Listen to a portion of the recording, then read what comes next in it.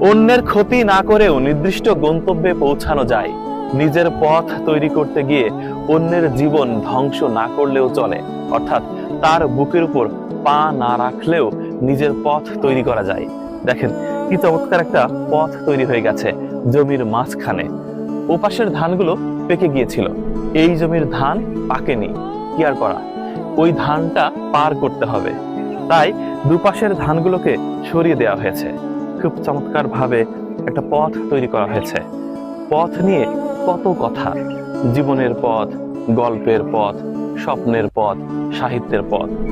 বাংলা সাহিত্যের সাহিত্য সম্রাট বঙ্কিমচন্দ্র চট্টোপাধ্যায় কপাল কুণ্ডলাতে লিখেছিলেন, পথিক তুমি পথ হারায়ছ। শুধু তাই না, আমাদের জাতীয় কবি কাজী নজরুল ইসলাম বিখ্যাত একটি কবিতা লিখেছিলেন, সেই কবিতার নাম ছিল আমার পথ। আমাদের বিশ্বকবি শ্রী রবীন্দ্রনাথ ঠাকুর লিখেছিলেন, পথ ভাবে আমি দেব।